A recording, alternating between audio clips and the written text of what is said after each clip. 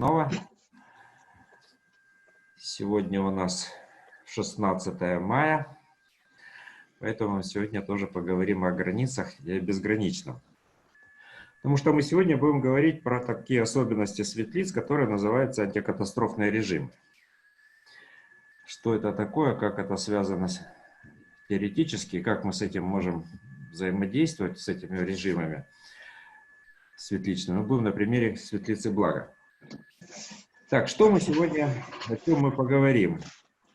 Ну, опять же, мы поговорим о тех технологиях, на которых мы сегодня опираемся. Ну, во-первых, у нас есть технология Bionet, да, то есть, если кто к ней еще не присоединен, то пишите мне на почту, и тогда я вам пришлю ссылочку для того, чтобы вы могли присоединиться. То есть, это система, которая позволяет нам усиливать связи вертикальные, то есть с этим глобальным биоинтернетом, к которому мы все подключены, и с которым мы можем взаимодействовать. Но эти связи могут быть ослаблены, и тогда структура Bionet, она позволяет нам усиливать эти связи и нас подключать вот к информационному пространству более эффективно, чем это происходит обычно.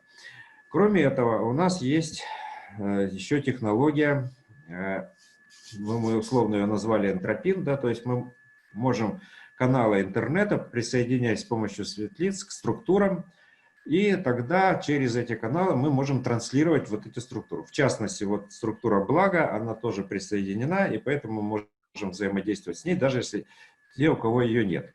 То есть те, у кого есть, она в виде карточек может быть, да, то есть или в виде файлов каких-либо. Вот, например, у нас есть карточка блага, да, вот Aurum такая вот есть карта, да, то есть если кому не видно. Это у нас одна из моделей. Есть карта блага, там, 108, а есть более как бы продвинутые карты, это благо Gold, Silver, Brilliant. То есть что это такое? То есть мы говорим о благо не как о отдельной какой-то там карточке со структурой, а о некой системе. Система взаимодействия с потоком благ, с которой мы можем обеспечить некие отношения для того, чтобы вот этот поток благ у нас упорядочился и стал более эффективным, потому что мы с ним все время взаимодействуем, но с разной степенью эффективности. Что нам может мешать этому процессу? Да? То есть какие-то помехи, ограничения нашего сознания, нашего восприятия. И поэтому те потоки благ, которые бесконечно мир к нам благожелательно нас переносит, да, то есть мы в этих потоках все время погружены, мы почему-то с ними не можем провзаимодействовать, они мимо нас проходят и как-то вот, говорят, не удается. Из-за чего это может происходить? Из-за разных причин, связанных с тем, что мы сами накладываем какие-то ограничения на восприятие этих благ. И не можем выстроить связи, потому что все блага идут через определенные связи, которые мы выстраиваем. Да? То есть это работа, да? То есть это какая-то система отношений, это могут быть наши родственники, которые нам какие-то блага дают, это могут быть какая-то система, связанная там с господдержкой или еще что-то. Но мы создаем какие-то, Марине, просьба выключить микрофон. Поэтому мы с благами можем по-разному взаимодействовать. Можем эффективно это делать, а можем тратить свое время жизни, стараемся, что-то пытаемся вот делать, все действовать, оно никак не получается.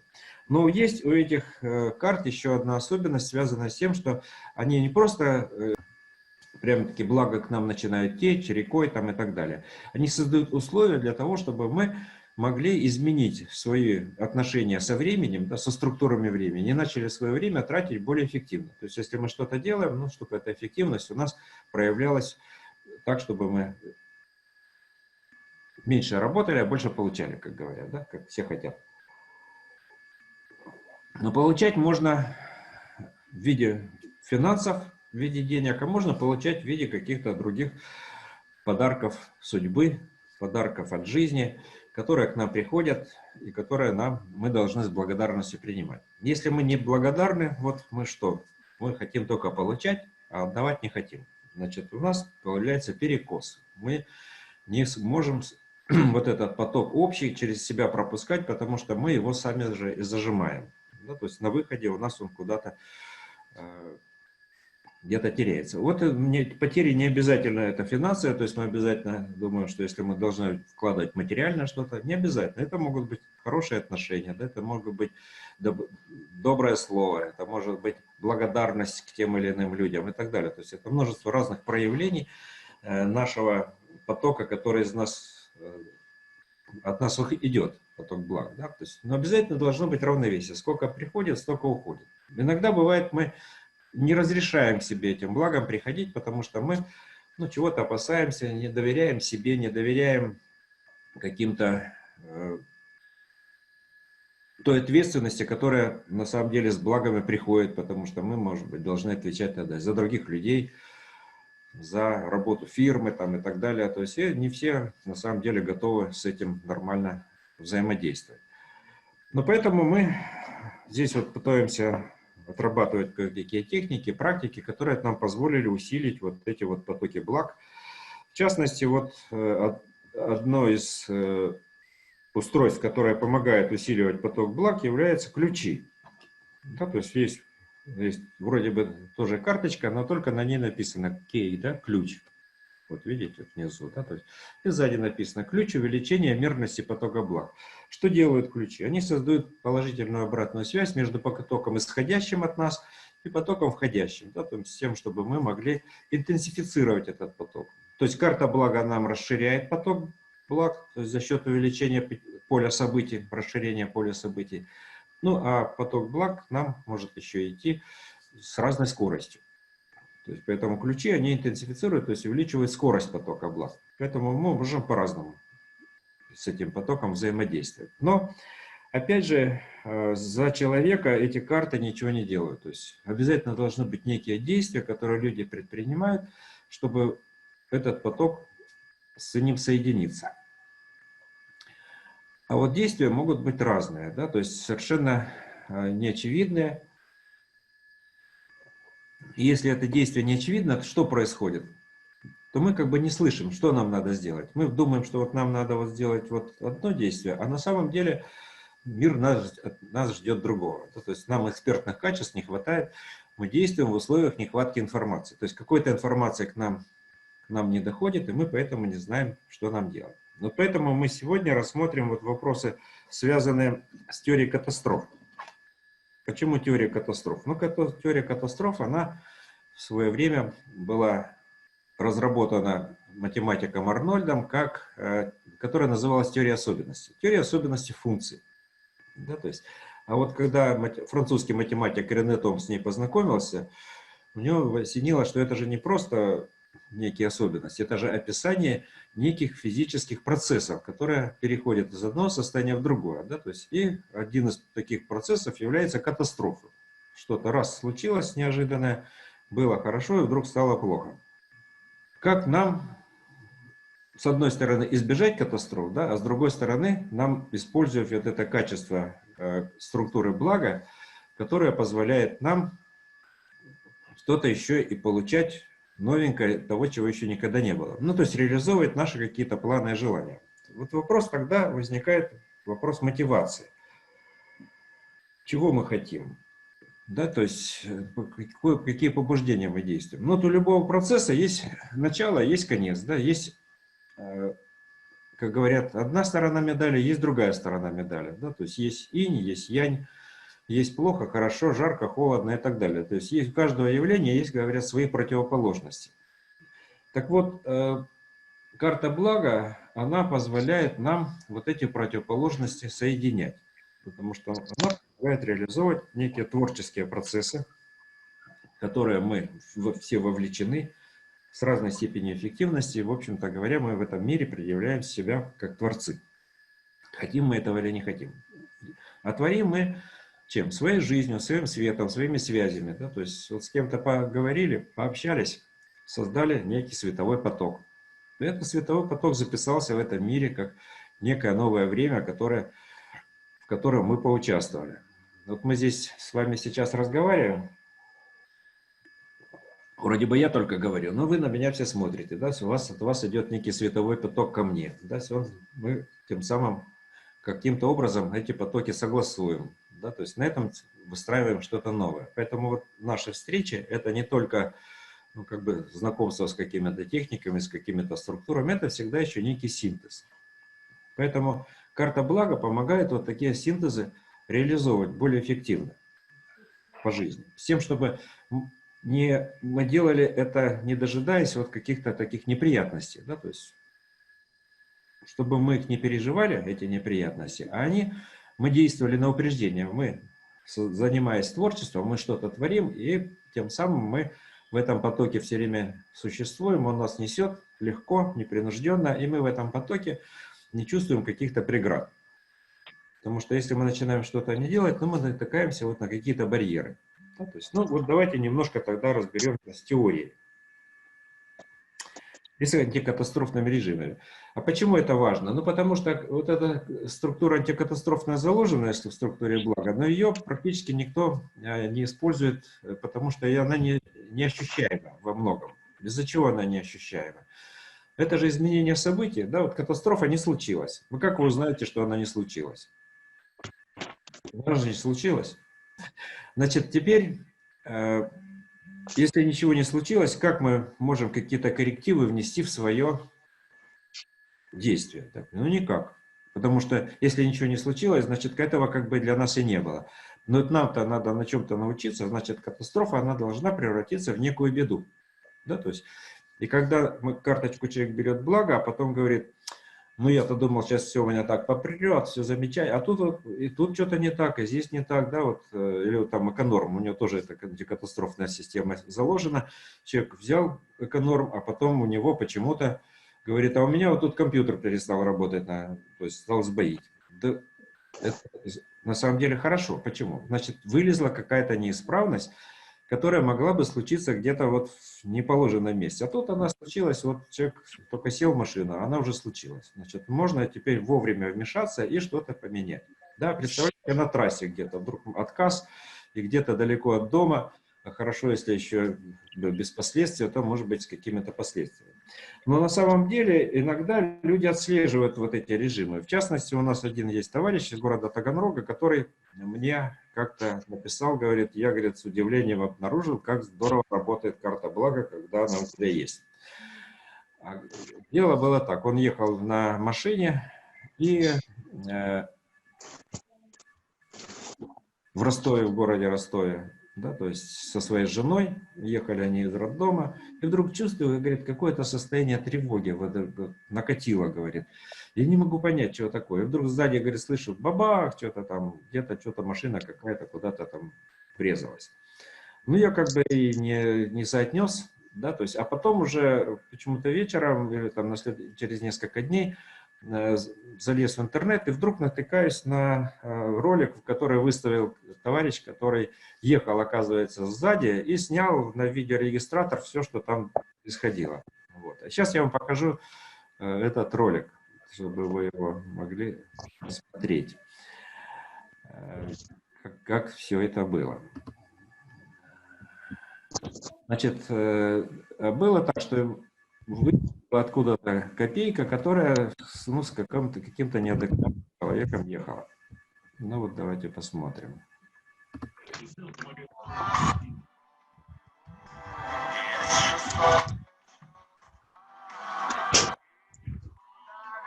Вот видите, красная копейка вылетела и начинает ехать. И вдруг она раз и вылетела. Почему? А вот там впереди, здесь вот как бы тут впереди, ехал как раз этот товарищ, ну, какой-то из машин. Он говорит, я, говорит, там переехал, и как раз прямо, говорит, мне в хвост начала выходить. И вдруг ее, говорит, как будто что-то снесло, и она вот там улетела и в дерево воткнулась.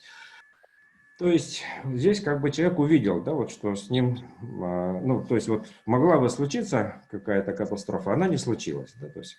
Но в большинстве случаев вот мы таких моментов не отмечаем. Поэтому что происходит? Ну, сейчас мы в теорию как бы немножко разберемся. Я просто анекдот такой есть на эту тему. Когда учительница объясняет детям, вот, что такое это катастрофа, а что такое беда. Она говорит, вот дети, ну вот Машенька, например, ты вот упала и ногу ушибла, и вот в школу не пришла из-за этого. Это что? Это беда. А вот представляете, если летит самолет с президентом и разбивается, вот, это катастрофа. Понятно, Машенька? Он говорит, понятно. Ну объясни, что тогда, как ты поняла? Он говорит, ну вот, если летит самолет с президентом, разбивается, это катастрофа, но это не беда. Поэтому отношение к катастрофам и к беде у нас разное, может быть. Поэтому, если кто какие анекдоты вспомнит интересные, то можете рассказать. Можно вмешаться и рассказать какой-нибудь анекдот. Но опять же мы говорим, да, тут, что есть у всякого явления во времени некие разные стороны. Есть видимая часть, а есть невидимая. Да, то есть, если мы ее не видим, это не значит, что ее нет. И она может вмешиваться в нашу жизнь. Потому что всегда мы действуем в условиях неопределенности. Почему эта неопределенность существует? Ну, потому что мы, как многомерные объекты, здесь проецированы в трехмерное пространство-время. И в результате этого есть всегда, ну, как бы, вот разные слои реальности накладываются. И мы видим только часть, видим, айсберга, да, то есть, вот опять же, вот анекдот такой есть про Штирлица. Штирлиц сунул руку в карман. Это конец, подумал он. Или вот такой другой анекдот есть тоже. Ковбой сидит в салуне, он пьет виски. И вдруг вваливает туда группа ковбоев, таких мордоворотов. И он думает, ну все, это конец. А внутренний голос ему говорит, нет, это не конец, встань. Тот встает, подойди к самому здоровому. Подошел, врежь ему, да, он врезал. Говорит, а вот теперь это точно конец. Поэтому события, они могут складываться по-разному. Мы можем в них какое-то вкладывать свое действие и получать вот один конец, а можем получать другой. Поэтому вот вернемся как бы к нашей теории катастроф. О чем мы можем, чем она нам полезна, может быть, да, то есть, ну, опять же, теория особенностей, если мы говорим, да? То есть особенность неких функций. То есть вот поэтому мы самое простое сейчас разберем функции, да, которые в теории катастроф существуют. Это такая катастрофа сборки. Мы ее в качестве примера рассмотрим. Значит, есть функция, если вы хотите что-то сказать, вот есть некая функция. Да, то есть вот есть оси координат. Вот, давайте я вам нарисую. Вот видите, да, вот есть функция. И у нее есть минимумы, да, есть минимумы, есть максимумы. Вот эти минимумы это устойчивое состояние. А вот это вот неустойчивое, да. Ну и здесь, и там эта функция обращается в ноль. Да, давайте я, наверное, себя сделаю пошире. Да, это объяснение. То есть сейчас меня видно шире на экране, да? Как бы вот. То есть это описание функции, которая имеет два управляющих, вернее, три управляющих параметра, да, то есть два управляющих параметра, и один параметр, так называемый параметр порядка. Параметр порядка – это внутреннее состояние системы, а два параметра управляющих – это внешние параметры системы. Вот. Теперь, если мы… Чем нам интересна эта теория особенностей? Что она занимается особенностями. Какие особенности есть у этой функции? Это где функция обращается, производная ее обращается в ноль. Вот эти функции, да, то есть вот эти минимумы и максимумы. Вот эти вот значения, да, то есть что это нам напоминает чем-то, да, то есть оно напоминает нам почему-то пьедестал почета. Да? Одно место, есть первое место, есть третье место, да, первое, второе, третье. Видите, как бы разные есть уровни, да, уровни каких-то определенных достижений. То есть если мы рассматриваем какую-то событийность, говорим, что можно, мы смотрим. То есть вот смотрите, да, есть разные проявления. Вот еще есть такой анекдот, когда мальчик спрашивает, вот бегуны бегут куда-то, и он говорит, а куда они бегут? На соревнования на спортивном. Он говорит, мама говорит, ну вот тот, кто первый прибежит, тому медаль дадут. Говорит, ну а зачем другие бегут? Вот мы как бы в неких забегах участвуем в этой жизни, да, то есть и пытаемся выиграть какие-то призы, получить, значит, да, то есть поэтому призы, они могут быть разные, то есть и есть точки, которые мы проходим, которые называются точки сборки или точки бифуркации. То есть если вот эти вот нарисовать вот эти вот другой, то есть это только производные вот эти, Да. то есть как бы самые особенности. Так, ну, Елена включается. Значит, мы давайте нарисуем еще одну поверхность. То есть это вот эти особые точки, они формируют нам вот такую поверхность, которая называется поверхность сборки. Вот такая вот, да, то есть как сборочка между разными, то есть видно, да, то есть что это у нас такая поверхность, ее вот как, ну, как вот ткань, когда складывается, да, то есть вот у нас такая получается поверхность. Если взять отображение, то у нас появятся вот две таких линии, ну, в каких-то осях координат. Тогда что происходит, когда мы начинаем перемещаться в этом пространстве вот этих вот управляющих параметров? Мы можем, когда двигаться вот по такой траектории, да, вот и оказаться в другом состоянии. Вот здесь одно у нас состояние системы, да, то есть устойчивое, например. Здесь другое устойчивое состояние системы. Ну, соответствует вот этому минимуму или максимуму. Двум разным значениям минимумов. И нам надо перейти из одного состояния системы в другое. Что мы делаем? Да? То есть мы пытаемся вот сделать какой-то переход, то есть что-то меняем в своих управляющих параметрах. И тем самым начинаем реализовывать. То есть чтобы один минимум, например, исчез, остался только другой. Тогда у нас вот появляется вот такая поверхность. Но, а если мы обратно идем, да, то есть мы, значит, вот в этой проекции мы прошли, и вот как бы у нас вот точка перехода. А если мы обратно идем по этой траектории, у нас вот здесь точка перехода. То есть разные точки перехода, когда мы движемся в одну сторону или в другую. Появляется так называемый гистерезис. Да, то есть мы из этих состояний не можем так вот автоматически перескакивать. Но нам-то хочется все время в каком-то одном состоянии, например, находиться, потому что это соответствует, например, решению нашей задачи. А то другое состояние, допустим, это не решение нашей задачи. То есть, но и смотрите, есть же еще другой путь. То есть, как бы, если мы пойдем не вот не на вот так вот, как вот здесь вот мы нарисовали, да, то есть, а мы пойдем вот вокруг вот этой вот линии. И мы можем в эту же точку прийти, но только вот начали здесь у нас начало, вот здесь конец, но мы другую путь избрали.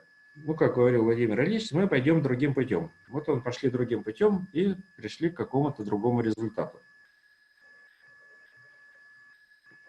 Но опять же, если мы двигаемся, вот, например, не отсюда сюда, вот не в этом направлении, да, а мы двигаемся, например, вот с этой стороны мы идем, двигаемся, да, то есть тогда, когда мы подходим вот к этой точке бифуркации, к точке сборки, у нас появляется два варианта развития событий. Или вот такое, да, то есть, или вот такое. И от того, какие решения мы примем, мы можем попасть совершенно в разные состояния.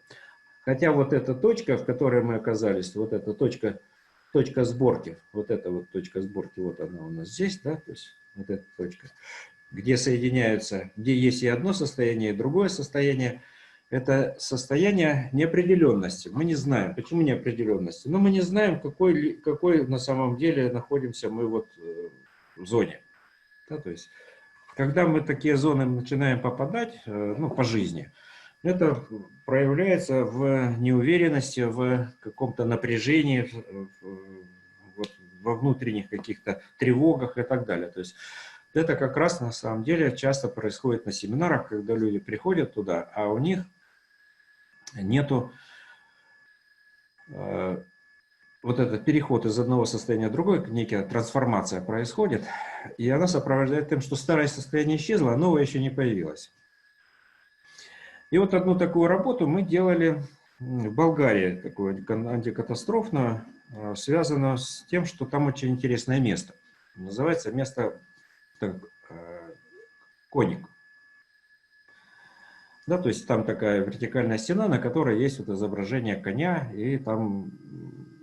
И вот мы там как раз делали проход с тем, чтобы можно было отработать переход из одного состояния в другое, из одного режима в другой режим. И там очень важно было пройти, ну, как целая группе.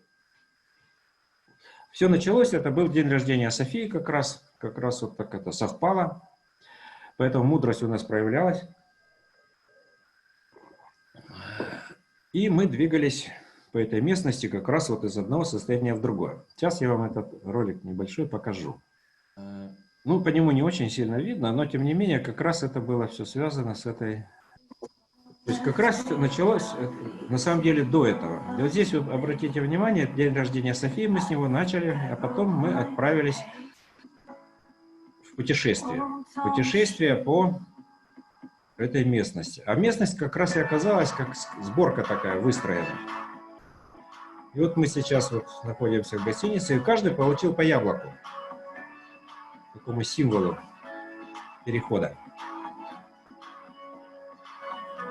Помните, да? У Ньютона очень сильно поменялось сознание, когда ему яблоко упало на голову. И он совершил открытие. То есть к нему пришли знания о том, как что надо что-то поменять.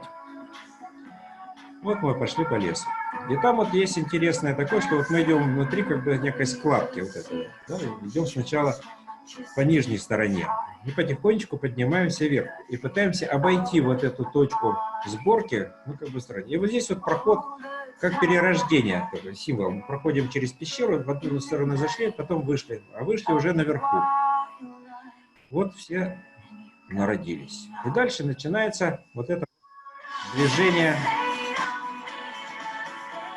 к цели.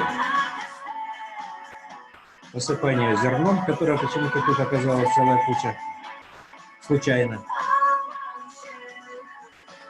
Вот. Но вот это движение оказалось интересным тем, что вот когда мы говорим, что мы попадаем в некий гистеризис, переход в одну сторону идет в одной точке, переход в другую сторону идет в другую. Видите, какой открывается вид грандиозный с этого места.